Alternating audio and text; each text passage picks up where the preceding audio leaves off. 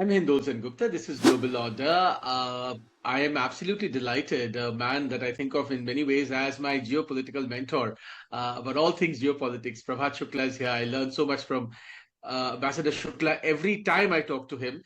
And of course, every time I read anything Ambassador Shukla has written, I'm absolutely delighted to welcome him on Global Order once again. Today, I want to talk to Ambassador Shukla about the Iran war, and we're going to focus to really do a deep dive, in a sense, about what the ambassador thinks about the current status of the Iran war. Also, what does he predict might happen in the future in the Hormuz Strait, to Iran, of course, and of course to the entire West Asian situation with Israel, the rest of the West Asian countries, and Iran, and of course, how can one forget America? All that in this conversation with Ambassador Prabhat Shukla. Ambassador, such a delight once again that you've joined us. Thank you, Hindol.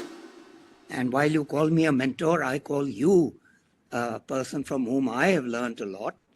And I think the word that both of us must bear in mind, apart from teaching one another, we're also good friends. So Absolutely, that's sir. probably a higher state of existence. Absolutely, But sir. anyway, you've set out quite an ambitious bill of fare. I hope I'm equal to the task, but let's dive in. No, absolutely, sir. Indeed, it will be a wonderful conversation. I want to begin then, Ambassador, by talking to you about what you feel is the current situation in the Iran war.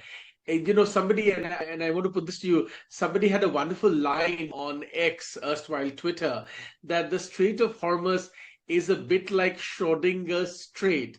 It is simultaneously open and closed. Now, while that's very funny at a level, it's also very dark considering what is happening to global trade and the global economy because of the problems in that strait, all these ships stuck. Talk to me a little bit about how you see the situation at the moment. Latest, what we hear is, in a sense, that perhaps the Iranians are pulling out of those talks, no matter how protracted something is not working. Yeah.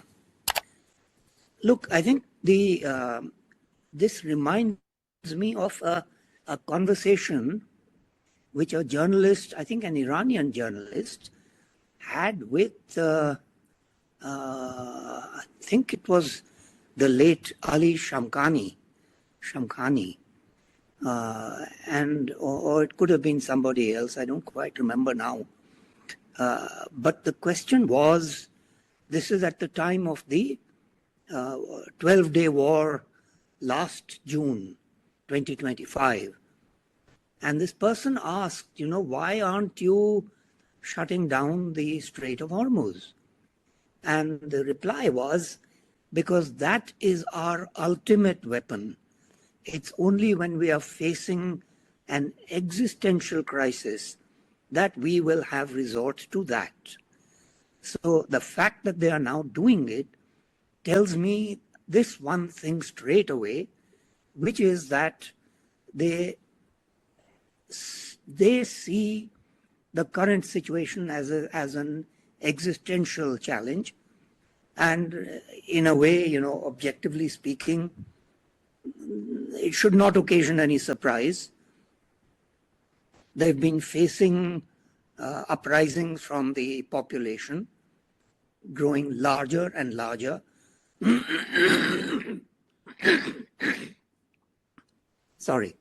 And the one in January was particularly serious and spread to the entire country, for which they had to resort to extreme measures to bring the situation under control. So now, as far as the Strait of Hormuz is concerned, they initially it looked as if Iran had indeed found the ultimate weapon, the Brahmastra, if you like.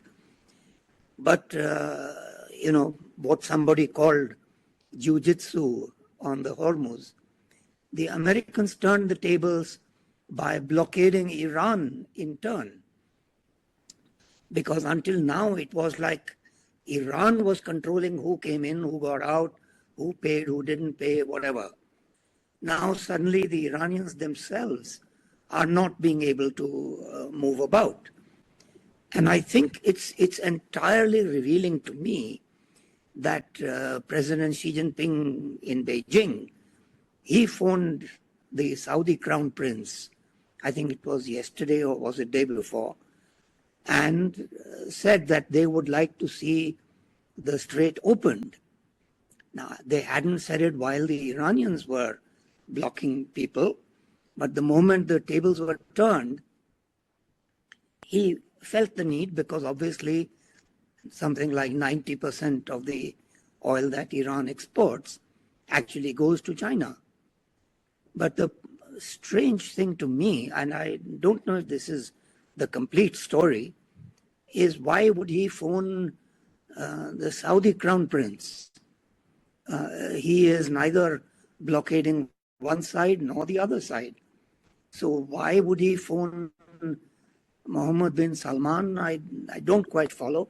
I imagine, as I said, that this may not be the full picture, and they're probably passing messages to both the Americans and the Iranians along diplomatic or other channels to say that they would like to see normal trade flowing through the strait. Now, where do we go from here is the big question. The last, as you said, is that the Iranians are not going to do the second round of talks. But I don't know if this is final. In this particular dialogue, you know, it ain't over till it's over kind of thing. So let us see, because the Americans seem to be serious, number one.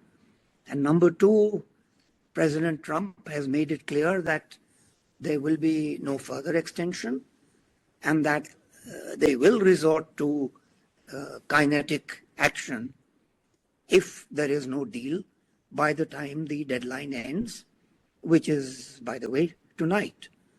So we'll have to keep monitoring this very closely.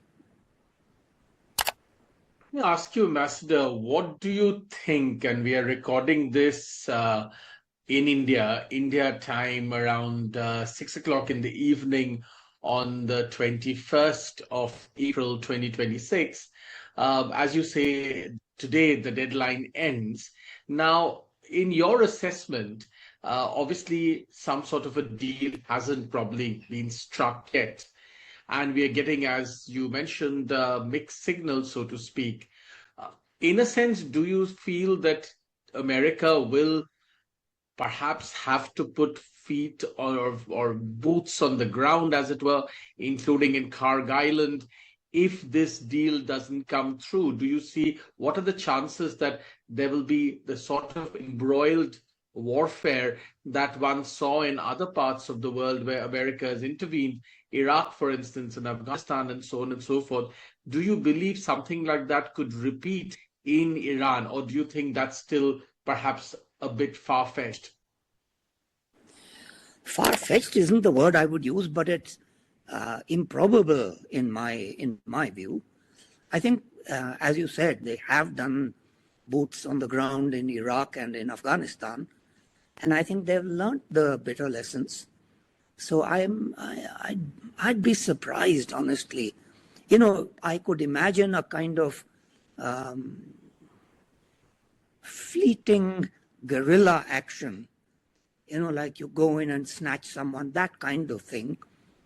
But, you know, Iran is a little too big for doing that kind of thing. And most of the assets are pretty well inland, and getting all that way is not easy. And it's a mountainous terrain, especially just off the coast. So getting in there may be a little difficult, but I could see a situation where they would encourage some of the others in the region. I was reading something by the so-called Al-Ahwazi, that is the Arab population along the Gulf Coast, which is where most of Iran's oil is. And they were saying that they would be happy to take some action themselves. I understand that the Kurds are also willing for that. And of course, there are the Baluch. The Baluch are also straining at the leash. So it could be any of these options. Plus, of course, look, the people say that aerial attacks will not do the trick. I'm not so convinced about it. Remember when they were bombing Serbia, which is a much smaller area, it took 78 days of relentless bombing before they agreed to make the concessions. So here we are talking about a much bigger terrain, and I would say probably a tougher system, and much diffused. So getting somebody in power to take the hard decisions will not be easy. So it will require some, and that I think that option certainly remains. And between them, the IDF and the Americans, it can still inflict a lot of damage, including on Karg Island, because they don't have to acquire control over Karg, although that would be the preference. But if they can cripple Karg, that's as good as the blockading of the Hormuz, because then Iran cannot produce or export oil. And, on the other side, the Emiratis are shutting off the financial pipeline for Iran. So Iran can face a very, very difficult financial situation. And it's a situation where I don't think their patrons, if one may call them that, or at least their strategic partners, Russia and China, will not be in a position to help. Glad you mentioned the financial pipeline because I want to ask you, Ambassador. We are, of course, whenever something like this happens, everybody is very concerned with the day-to-day nitty-gritties of progress or lack of progress therein. But perhaps we can take this opportunity of this conversation to step back a little bit and maybe talk a little bit about what could be the end game. And I want to put to you that, well, if let's take a few scenarios. If the decimation of the Iranian regime was the end game, till date at least, it hasn't happened quite in the way the Americans and the Israelis would have wanted. There has not been, there hasn't been a different regime sort of which has been put in place in Iran. The masses, as it were, which were going to rise and take charge, that also hasn't happened. And yet there has been considerable damage in Iran. And I want to ask you, some people point out that because of this diffused network, resistance network that Iran has built, even they were able to send missiles all the way to Dimona, where supposedly the Israelis store some of their most important nuclear assets. What then, Ambassador, is the end game? Because there does not seem to be a clear end game emerging. As best I can judge, there are two end games which they started out with, and a third one has been added. Now, the two they started with were for the Americans, it was the nuclear question. The Americans have sort of become, by default, I think, the enforcer of the non-proliferation treaty. And in this particular case, there is an added dimension, which is that this same Iranian regime has been threatening to obliterate the state of Israel. So for Israel, I think they probably have a clearer understanding that a nuclear deal by itself will not obviate the existential threat which they are facing. So they would like to see a regime change. So I think these were the two, if you like, parallel, non-contradictory aims.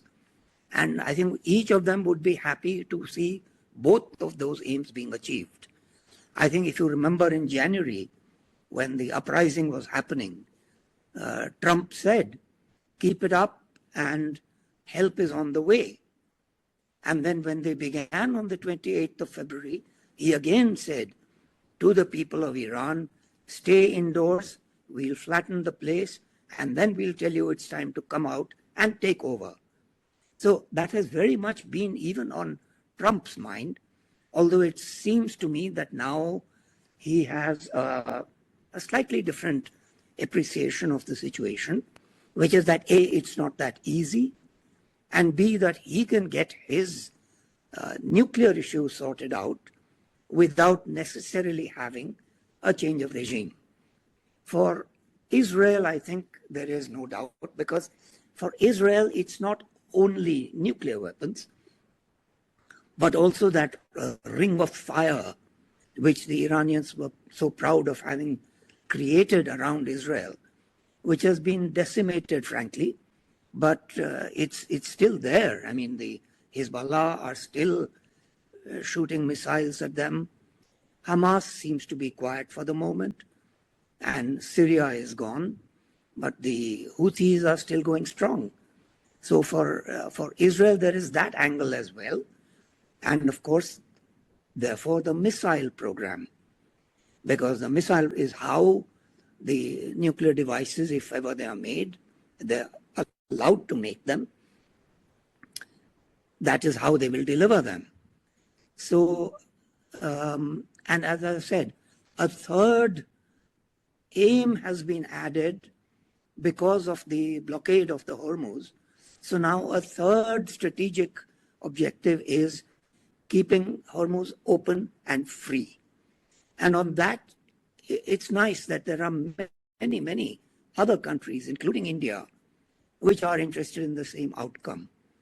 So these, to my mind, are the most important strategic objectives, which does not in any way dilute the importance of either controlling the missile program, because they have come close to 4,000 kilometers after having said they had only 2,000, and the proxies around the region. Now, this is a very important angle, Hindol.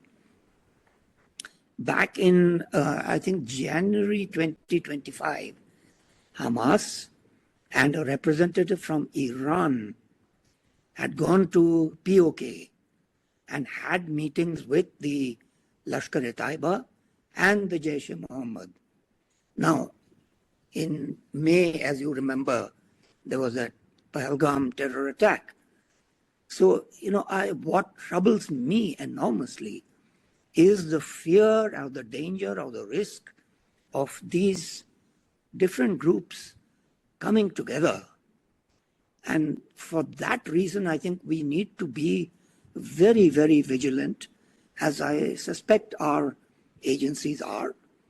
And it's probably no coincidence that our NSA is in Saudi Arabia, because Saudi Arabia is probably going to be the swing state.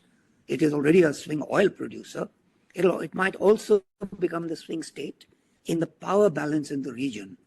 If they can be persuaded to join the Abraham Accords, as they were on the verge of doing in 2023, which was upset by the Hamas attack of 7th October, if that can be revived, and if they can therefore be weaned away from this, frankly, empty promise of security from Pakistan, it's an empty promise, then, the situation will change greatly in our favor.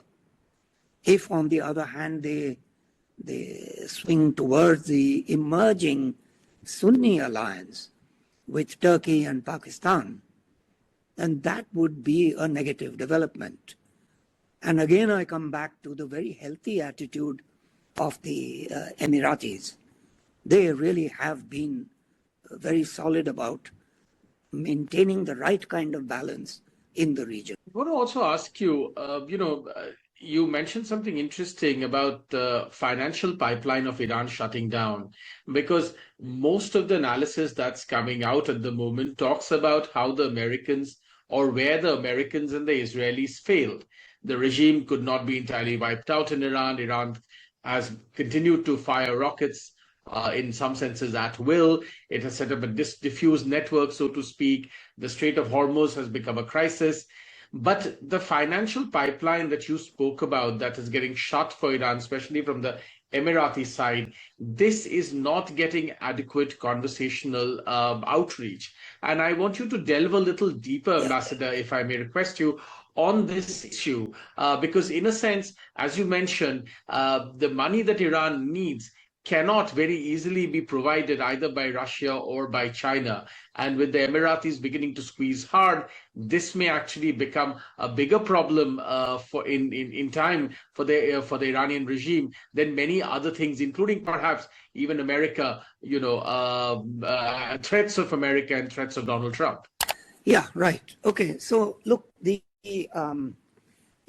Dubai is a major financial hub, and you can play with almost any currency around the world in Dubai.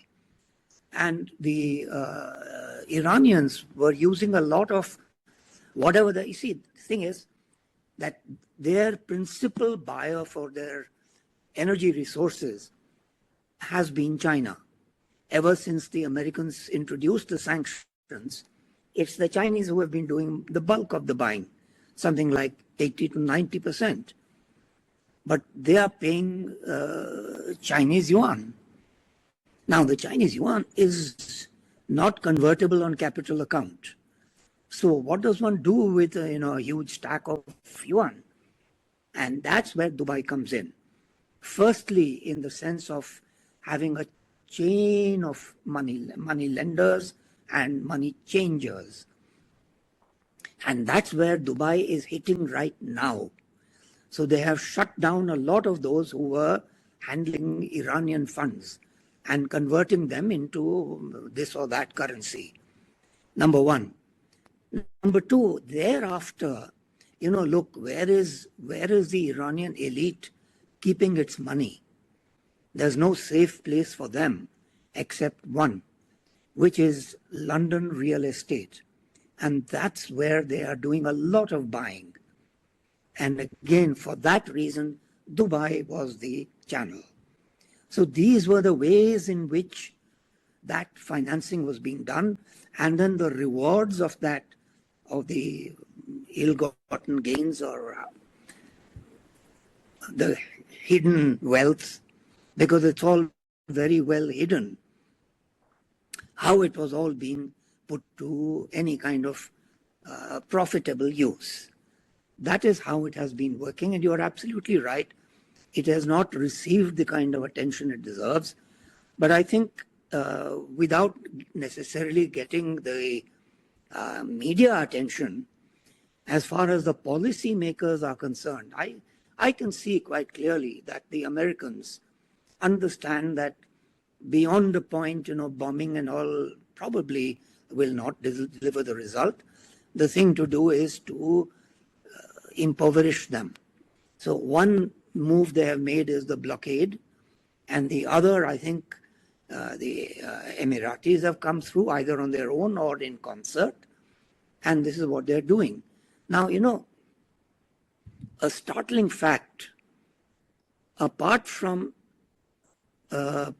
probably Israel itself, the UAE has received the maximum number of bombings from Iran, way more than Saudi Arabia or Qatar or Kuwait.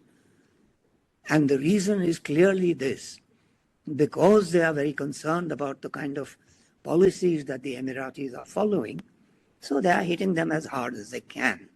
Probably, I remember reading somewhere that they're actually been hurt, or rather they've been bombed, even more than Israel itself. The other question that I want to ask you, Ambassador, is that for the Iranian regime, how long? I mean, there's been so much conversation for so many years that every time there's an uprising in Iran, that the regime might fall. It hasn't quite fallen yet. And that many people believe shows how resilient it is and so on and so forth. But I do feel that we are perhaps underestimating, at least in the popular media, underestimating the vulnerabilities of the regime, and the kind of attacks it has faced, the kind of monetary pressures it's facing, certainly will and is having an impact. What do you think? What happens to the Iranian regime going forward? Do you think it can continue in this sort of this sort of rump of the earlier regime, so to speak, the in some shape or form dragging on and on as this bitter rump of the earlier regime? I think the crucial question is, will their unity survive? You see, until now, that is until the 28th of February, whatever happened, the buck would stop with the elder Khamenei, and he would lay down the line, and the rest would then follow, willingly or unwillingly, whatever. Now that that is gone and the son is probably not in a position to function, what we seem to be seeing, and there isn't enough evidence to form a clear judgment, but we do seem to be seeing that there are some fissures in the ruling classes, in the sense that the Artesh, which is their army, the regular army, rather than the IRGC, are pulling in different directions. I also have a distinct sense that President Pezeshkian is in a different place. What struck me is that when there was all this speculation going on in early March about the state of health of the younger Khamenei, it was Pezeshkian's son who went public and he said he's alive but he's badly injured. Now, there was no call for him to say a thing like that, and I don't think he would have known except through his own father. He would not have his own source of information on this. And then he went public, which I presume he would have done with his father's knowledge. Also, you notice one figure who walks about on the streets of Tehran almost on a daily basis is Pezeshkian. All the rest of them have learnt their lesson, that it's best not to be seen in public. So they just don't appear. All of this tells me that, there are certain people who are thinking differently.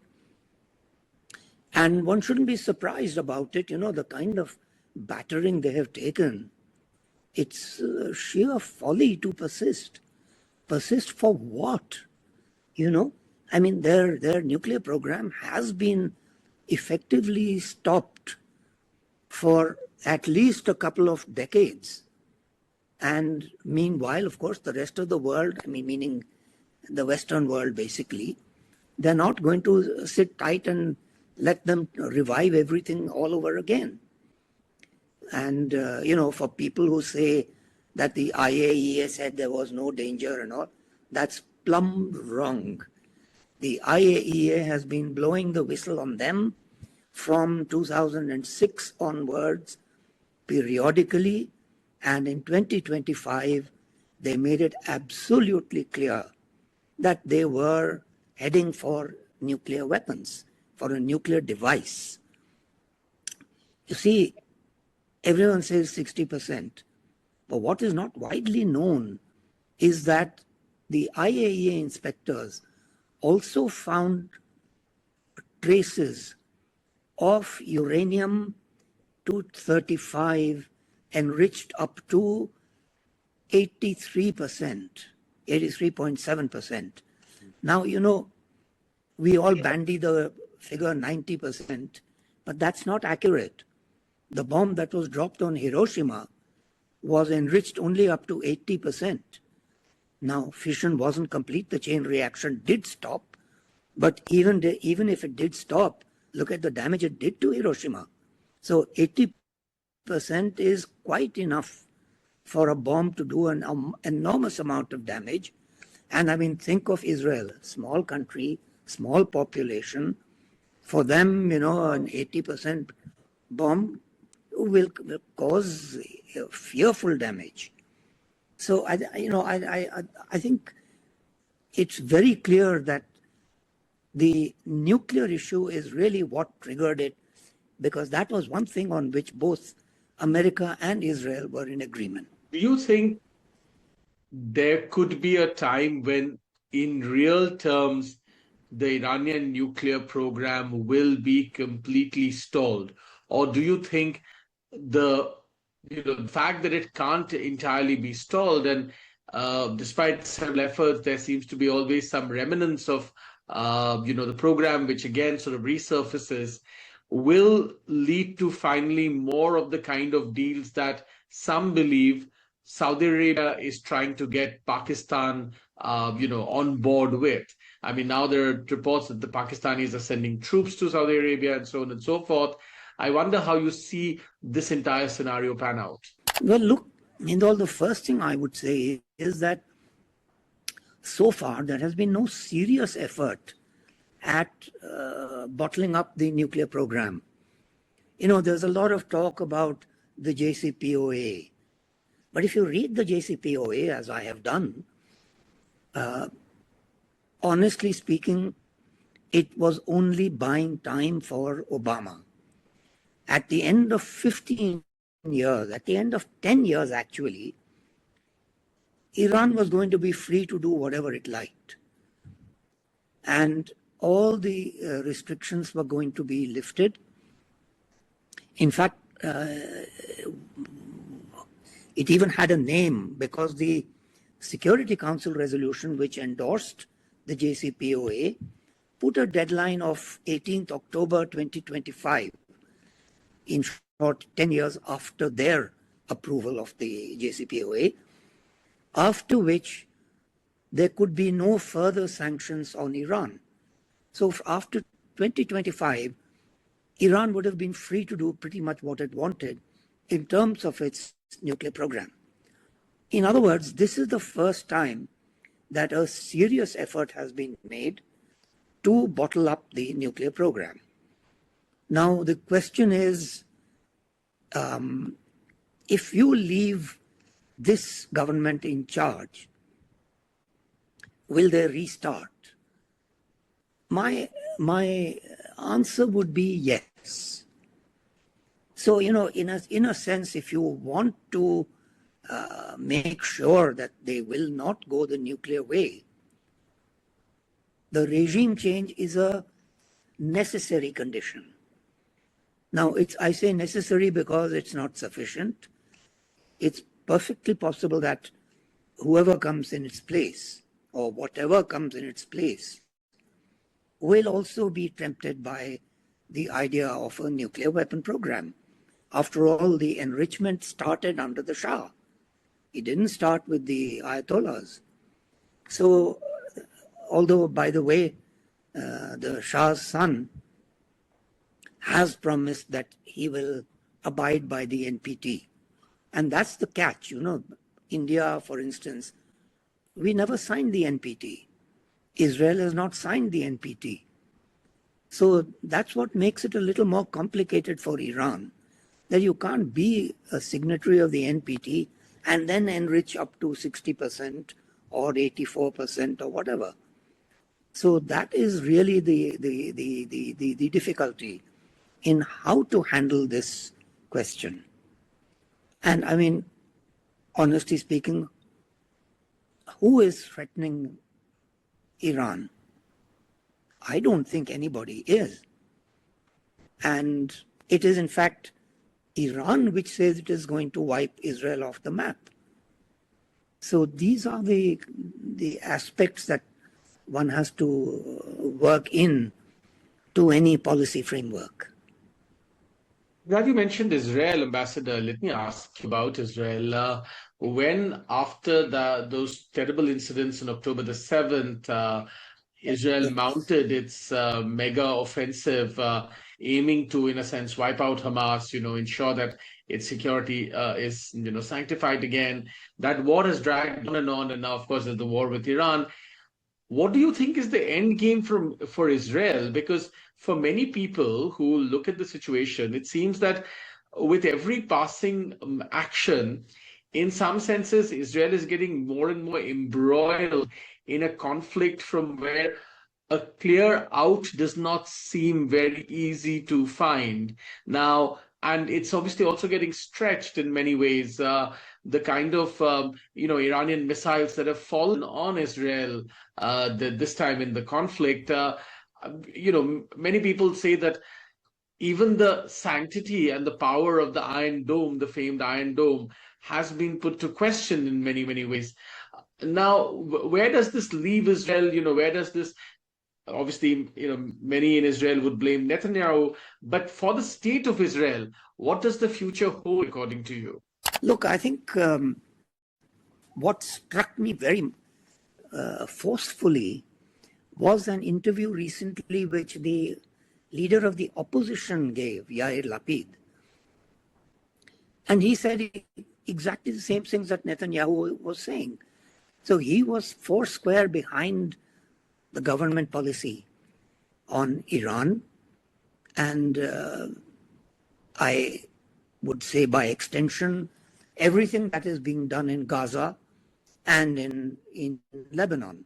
Now, I think Gaza is down for the count. I think they have bottled up Hamas. They have wiped out the leadership. And by the way, a number of their leaders were found in Iran. What is his name? Anyway, it'll come back to me. Was actually killed in Tehran. So, Iran has been very close to both Hamas and to the Hezbollah. Now, the curious twist here, because the Hamas have criticized Iran for its attack on the Arabs. There's a little digression here would be, I think, quite revealing. A couple of weeks back. About Ismail Haniyeh. Yes, who was killed by Israel. That's right. The infamous Ismail Haniyeh, who was killed by Israel in Tehran in 2024. Yeah, by Israel in Tehran, exactly. And the Iranian ambassador was injured by those exploding pagers, which were actually being used by the Hezbollah. So why was the Iranian ambassador using the same pagers? So, there are all these difficult questions for Iran also to answer. And, what I was beginning to say is that what I found very revealing was that when the Iranians started attacking the Arabs, the Bahrainis put a resolution to the Security Council condemning Iran. And Iran argued that, you can't just condemn us, you have to begin where it began. And for them, it began on the 28th of February. For me, it began on the 7th of October, 23. But anyway, the Iranians argued that, you can't only condemn us, you must also condemn what the Israelis and the Americans are doing. But the Security Council was having none of it. It's very interesting that resolution, which only condemned Iran, was co-sponsored by 135 members of the UN. That's a record number of co-sponsors in the history of the UN. And even China and Russia abstained in the Security Council. They could have vetoed it, but they didn't. So it gives you an indication of how isolated Iran is becoming because of what it is doing. Now, for the rest, I think for Israel, I think they're quite serious about finishing off the Hezbollah and restoring Lebanese sovereignty. And this is a project in which I think they will get support from even the Europeans, starting with the French. So I think even though there is an enforced halt right now to the fighting, I think once that 10-day time limit expires, I expect Israel to resume its actions in bottling up and destroying Hezbollah. And with Syria gone, that they're no longer surrounded by the same threats. So really all that remains is Iran and to a lesser extent the Houthis. I think the Houthis they are going to ignore for now and leave it to, say, the Americans or some kind of NATO action if ever NATO bestirs itself.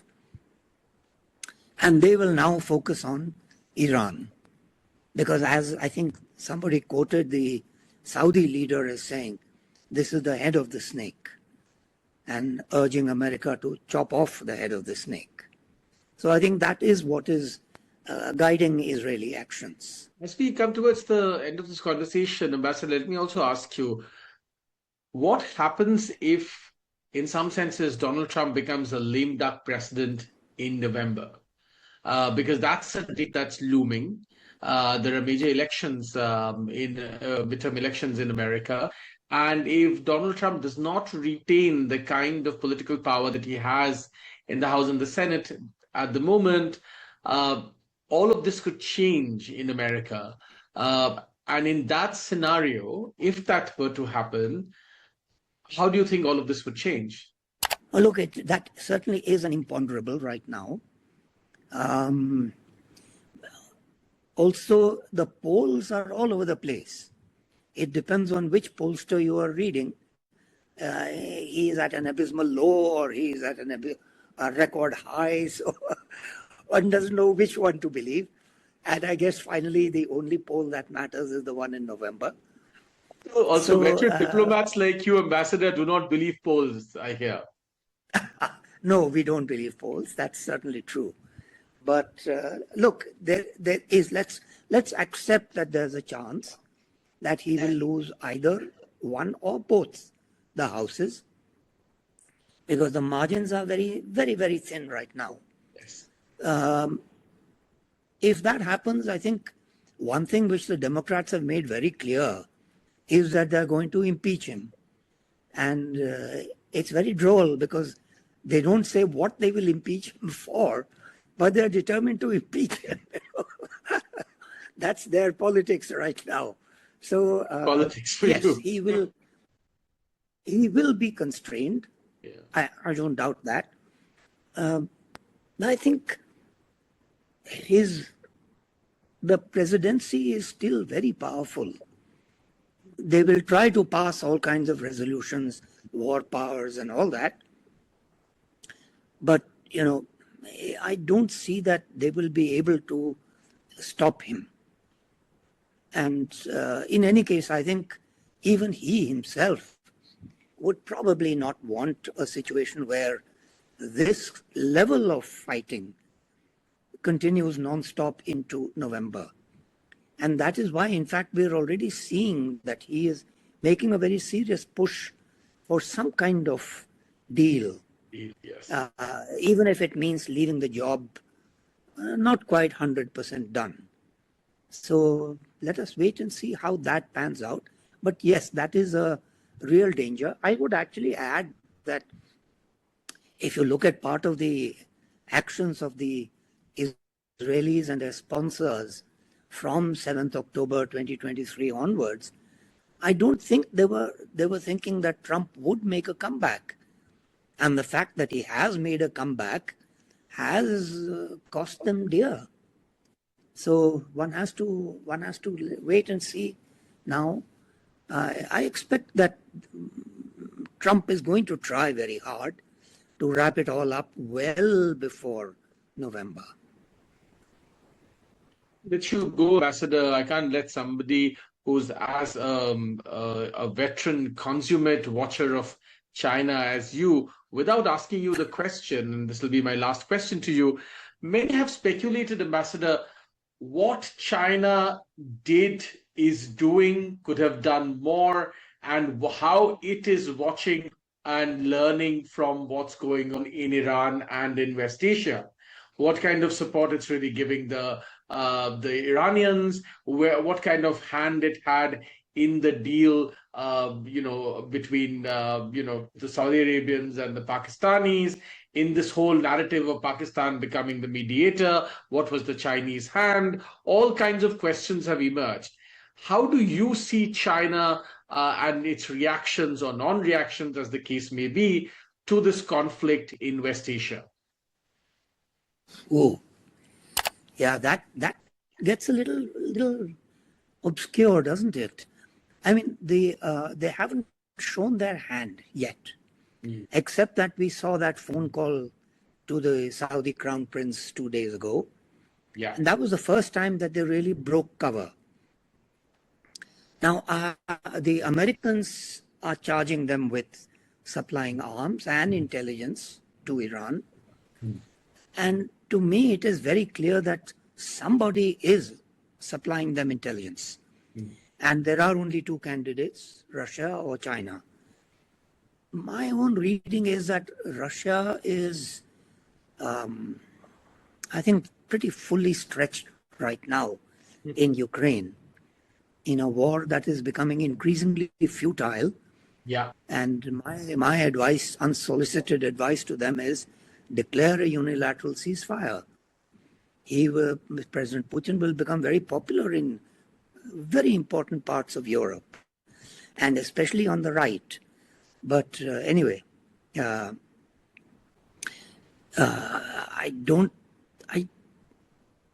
also think that both Russia and China understand that when it comes to relations between America, relations with America and relations with Iran, there's really no contest. America is way more important than Iran, especially now after it has been battered down. So I think both let's stick with China.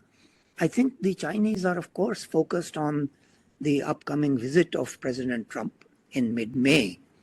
And I think that's part of the reason that they haven't shown their hand, because it's quite possible that in a situation where they come out openly working against American interests, they may just call off the visit. And that would be a serious humiliation for Xi Jinping at a time when he is, by the way, under a fair amount of pressure internally. So he's having to walk a very fine line. And so far, at least, they're doing it. And I do believe that they are guiding the Pakistanis. And that's how it is worked out so far. Mr. Shukla, thanks very much for your time today, for having this really expansive conversation with me. We are really at a time when so many threads, as it were, are still open-ended or loose. But it's always fascinating talking to you about all these scenarios. I mean, we're obviously in a world once again where conflict. There are many conflicts which do not seem to have any immediate resolution. No doubt we will have more opportunities to talk to you as these conflicts proceed, and as, of course, that visit to China also happens. Thanks very much for your time, for talking to Global Order today. If I have time, if I have half a minute to make one more point. Yes, Ambassador, please. I think, please. I think one more thing which the Chinese would be assessing, both from Ukraine and from Iran, is what does it mean for their own ambitions in Taiwan? That's the thought I want to leave with you. Yes. And what do you think? What is the answer to that? Because many people believe that, in a sense, the Chinese are watching all of these things and realizing that, well, maybe, just maybe, America isn't as committed or as serious as many people believe they were. And if in a scenario Trump is no longer in power, or he's constrained at home, it might further expand the opening for China to do something in Taiwan. But as you've pointed out, and again, I keep saying that you're the first people to point this out, again and again, that Xi Jinping is embattled at home. So whether it's the right move for them to, get into a, Taiwanese misadventure, so to speak, is another big question. But how do you think they are looking at this in context to Taiwan? Well, I seriously think that the kind of decimation of the senior PLA leadership, I don't know how much of capabilities they have right now to undertake such an attack on Taiwan, number one. Number two, perhaps I've got used to being a dissident, but it's my view that Xi Jinping would be willing to be more patient. I know the general messaging is that he is the one who was straining at the leash and the Zhang Yaoxia was trying to hold him back. I did not see it that way. And so I think also the fact that, two of the major powers who are both at least militarily more powerful than China, Russia and America, have really not succeeded so far, one in Ukraine, one in Iran, would be giving them pause. Would they run into similar trouble? And, it's not only America that is interested today in the defense of Taiwan. I think the new Japanese leadership is another thing that is worth watching, and another relationship which India needs to cultivate far more substantively than it has done. On that very interesting note, Ambassador, I want to thank you for your time once again. It's always fascinating having a conversation with you. Thanks very much for your time once again today, Ambassador Prabhat Shukla. Thanks for joining Global Order. Thank you, Hindol. Always a pleasure to be with you, and look forward to more. Thank you. Thank you very much, sir.